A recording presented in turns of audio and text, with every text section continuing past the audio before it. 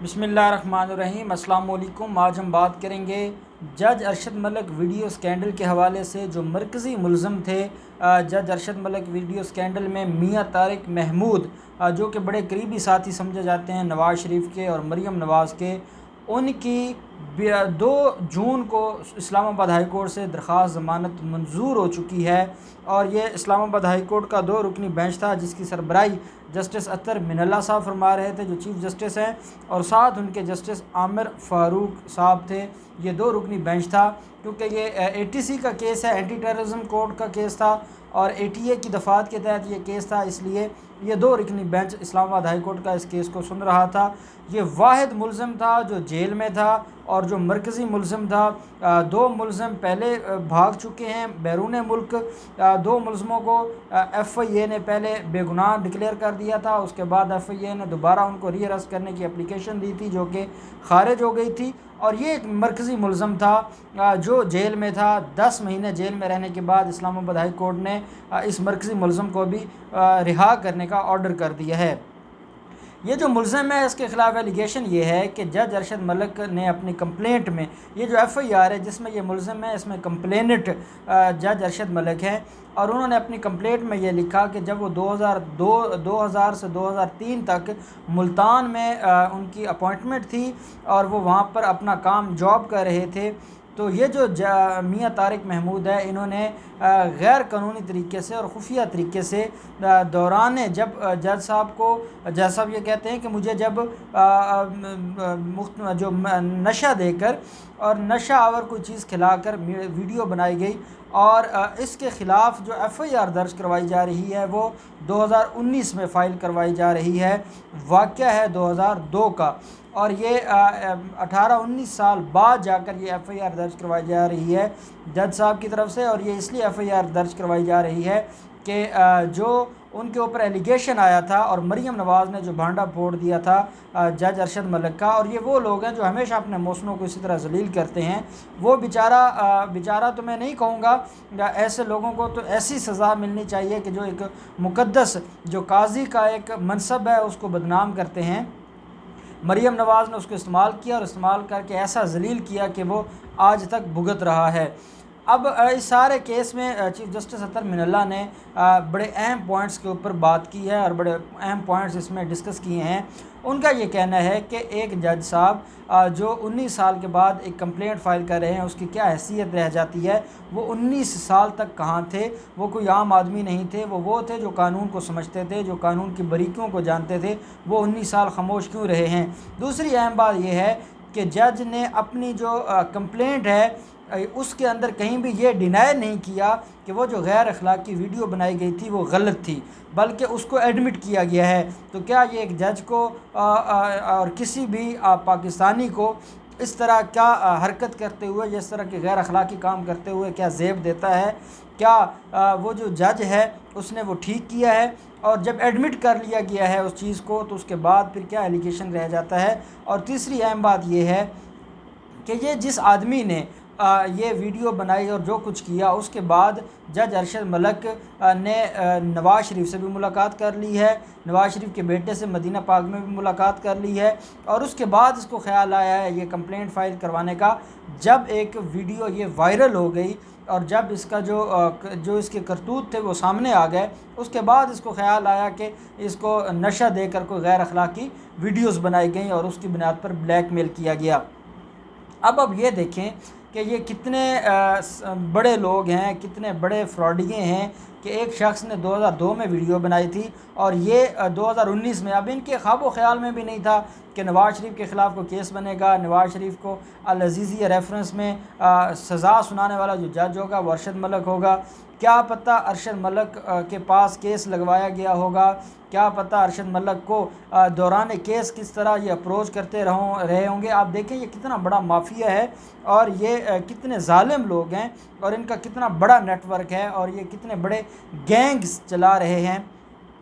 Chief justice अतर मिनल्ला ने बड़ी एक और अहम बात ये की, और मैं ये समझता हूँ कि चीफ़ जस्टिस अतर मिनल्ला साहब ने जो सवालात उठाए वो तो वैलिड होंगे, लेकिन मैं बड़ा मासूमाना और मुअद्दबाना सवाल पूछूंगा चीफ़ जस्टिस साहब से कि जनाब आपने जो अरशद मलिक है उसको तो Islamabad high court, Lahore high court भेज दिया, वो लाहौर हाई कोर्ट के चरणों में बैठा है, उसके ख़िलाफ़ इंक्वायरी अभी तक शुरू ही नहीं हुई और ये 1 साल गुजरने को है, आज तक उस इंक्वायरी के ऊपर पहला नोटिस भी नहीं भेजा गया। और जो मरकज़ी मुल्ज़मान हैं जिन्होंने वो वीडियोस बनाई थी और जो कुछ किया था वो भी आपने, वो आप कहते हैं कि वो बेगुनाह हैं, तो फिर मुजलिम कौन है, मुल्ज़िम कौन है, किसने अवाम के जज्बात के साथ खेला है, एक बड़े मुल्ज़िम को फ़ायदा कौन पहुंचा रहा है। अगर जिस तरह के ये रिमार्क्स हैं जो तारिक महमूद की बेल पिटिशन के ऑर्डर में इस्लामाबाद हाई कोर्ट के जजेस के, तो ये तो साफ बता रहे हैं कि इसका बेनिफिट तो मिल जाएगा नवाज़ शरीफ को उन अपीलों में, कि जिस जज के बारे में, जिस जज ने वो जजमेंट दी है, वो ख़ुद जब इतना ज़्यादा उसको ये एक वो बना देंगे, डिस्प्यूटेड बना देंगे, उसके बाद उस जज का लिखा हुआ फ़ैसला वो कैसे मेंटेनेबल रह सकता है या नहीं रह सकता। तो चीफ़ साहब हमारी आपसे ये गुजारिश है कि हमें भी बताएं कि अगर अरशद मलिक भी बेगुनाह है और उसको लाहौर हाई कोर्ट ने अभी तक उसके ख़िलाफ़ कोई कार्रवाई नहीं की और साथ वो मासूम बनकर एक कंप्लेंट फ़ाइल करता है, FIR हो जाती है, उसमें 2 मुल्ज़िम पहले भागे हुए हैं, 2 मुल्ज़िमों को FIA ने फ़ारिग कर दिया था, अब एक मुल्ज़िम था उसको आपने रिहा कर दिया और आपका ये कहना है कि एक मुल्ज़िम 10 महीने से जेल में है और उसके ख़िलाफ़ को मज़ीद इन्वेस्टिगेशन नहीं चाहिए, इसलिए उसको रिहा कर दिया जाए। और साथ चीफ़ जस्टिस अतर मिनल्ला ने यह सवाल उठाया कि उसके ख़िलाफ़ कोई सबूत नहीं है, हालांकि हमारा जो क्रिमिनल लॉ है, जैसे ये मर्डर केसेस हैं, ये सारे के सारे ओरल एविडेंस के ऊपर बेस करते हैं। एक पोस्टमार्टम होता है जो ये बताता है कि इसको किसी और ने मारा है, और दूसरी जो मेन एविडेंस होती है वो जो आई विटनेसेस होते हैं, वो आई विटनेसेस ओरल एविडेंस होती है। एक आदमी आकर कहता है कि मैंने देखा है कि फ़लाँ फ़लाँ को मार रहा था। अब इसके अंदर जो रिप्लाई दिया गया पिटीशन के अंदर FIA की तरफ से, उसमें ये कहा गया और उसके अंदर जो जज अरशद मलिक है उसके मुलाजिम का और बाकी लोगों के स्टेटमेंट्स जो उन्होंने अदालत में बतौर गवाही पेश की है वो साथ लगाई गई, जिन्होंने ये कहा कि हम इस बात के गवाह हैं कि अरशद मलिक के पास ये आए थे, अरशद मलिक को उन्होंने ब्लैकमेल किया और ये वीडियोस बनाई। तो जब एक एविडेंस आ गई है जो आई विटनेसेस हैं, उसके बाद ये कहना कि तारिक महमूद, मियाँ तारिक महमूद के ख़िलाफ़ तो कोई एलिगेशन नहीं है, कोई सबूत नहीं है, उसके ख़िलाफ़ कोई इनक्रिमिनेटिंग मटीरियल नहीं पेश किया जा सका, मैं नहीं समझता कि इसमें कोई बहुत बड़ी रीज़न है या इसके पीछे को बहुत बड़ी लॉजिक है। अब जो मियाँ तारिक महमूद है, साथ ये कहा गया कि क्योंकि उसके ख़िलाफ़ इनक्रिमिनेटिंग मटीरियल नहीं है, और दूसरी अहम बात यह है कि FIA ने ये नहीं बताया कि वो कोई एविडेंस को टेम्पर कर सकता है या वो कहीं जाकर जो इस केस के गवाहान हैं उनको मैनेज कर सकता है, क्योंकि इस तरह का भी कोई ख़तरा नहीं है, इसलिए उसको रिलीफ़ दिया जाता है और उसको बेल ग्रांट की जाती है। 1 लाख मुचलकों के एवज़ मियाँ तारिक महमूद को ज़मानत दे दी गई। अब मेरा जो इसमें बड़ी अहम एक मैं सवाल पूछना चाहूँगा कि इसमें बदनाम हुई है हमारी जुडिशरी, और ये मुझे तो ये लगता था कि हमारे जो ऑनरेबल कोर्ट्स हैं वो इस जज के केस को और इन मुल्ज़मान को जो जजेस को ब्लैकमेल करते हैं या उनकी वीडियोस बनाते हैं, तो इनको ऐसी सज़ा और इबरत का निशान बना देते ताकि कल कोई भी किसी जज के ख़िलाफ़ या किसी जज की तरह वीडियो बना के उसको ब्लैकमेल ना करता, और मरियम नवाज़ जैसे जो हैबिचुअल ऑफेंडर्स हैं उनको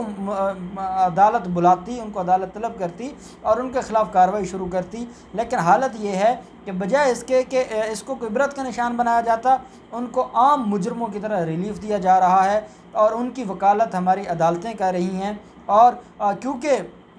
मियाँ तारिक महमूद कोई आम आदमी तो है नहीं, मियाँ तारिक महमूद नवाज़ शरीफ का, मरियम नवाज़ का ख़ास आदमी है, और अगर मियाँ तारिक महमूद जेल में रहेगा तो मियाँ तारिक महमूद के ऊपर थोड़ा सा भी प्रेशर आएगा तो वो वादा माफ़ गवाह बन सकता है मरियम नवाज़ के ख़िलाफ़, और ये नहीं हमारी जो ताकतवर तबकात हैं वो ये नहीं चाहते कि वो इस तरह उसको मिले। अब या तो मियाँ तारिक महमूद मुल्क से फ़रार हो जाएगा क्योंकि इस केस में ECL में तो नाम नहीं है उसका, या उसको कहीं ना कहीं उड़ा दिया जाएगा और ये केस अपनी यहीं पे दफन हो जाएगा। और जो हमने ये सुना था और जो हमें बताया गया है कि FIA अब मरीम नवाज़ को तलब कर रही है या वाजिद ज़िया मरीम नवाज़ को बुलाकर उसको शामिल तफ्तीश करेंगे। तो जब मरकज़ी जो मुलज़मान हैं जो वादा माफ़ गवाह बन सकते हैं, जब उनको रिलीफ़ मिल गया है और उनको ये बता दिया गया है कि आपके साथ कोई ज़्यादती नहीं होगी, ना आपको सज़ा होगी और ना आपको ज़्यादा अरसा जेल में रखा जाएगा, तो कौन ऐसा शख्स है जो फिर इनके ख़िलाफ़ वादा माफ़ गवाह बनेगा और जो इस केस को आगे लेके जाएगा। अब मैं ये उम्मीद करता हूँ कि तो FIA और वाजिद ज़िया से बड़ी उम्मीदें हैं कि वो मरीम नवाज़ को तलब करे और मरीम नवाज़ को इस केस के अंदर नामज़द करके उसको जेल में डाला जाए। और ये जो मियां तारिक महमूद है, इसकी जो बेल है, इसके ख़िलाफ़ अपील फ़ाइल की जाए सुप्रीम कोर्ट में। और जो जज अरशद मलिक है वो अगर उसके ख़िलाफ़ जो इंक्वायरी है वो नहीं चल रही या इस्लामाबाद हाई कोर्ट ख़ामोश है, तो FIA को चाहिए कि लाहौर हाई कोर्ट अगर ख़ामोश है तो FIA को चाहिए कि लाहौर हाई कोर्ट के अंदर एक पिटीशन फ़ाइल करे कि जज अरशद मलिक के ख़िलाफ़ कार्रवाई की जाए, ताकि ऐसे लोग, अब जज अरशद मलिक सस्पेंड है लेकिन वो अपना इंजॉय कर रहा है अपनी लाइफ को, और पूरे जो एक तो जो मरकज़ी मुल्ज़िम है नवाज़ शरीफ, उसको इतना बड़ा फ़ायदा पहुंचाया गया है कि उसके पूरे केस को डंड डाल दिया गया है और उसके पूरा केस है, उसकी जो एविडेंस है, उसकी जो जजमेंट है वो शेक कर दी गई है। ऐसे लोगों को नहीं छोड़ना चाहिए और उनको जो भी इसमें मुलव्वस है उन सबको सज़ा मिलनी चाहिए। अल्लाह पाक पाकिस्तान का हामी नासिर हो और अल्लाह पाक इन ज़ालिमों को कैफ़रे किरदार तक पहुँचाए। बहुत शुक्रिया।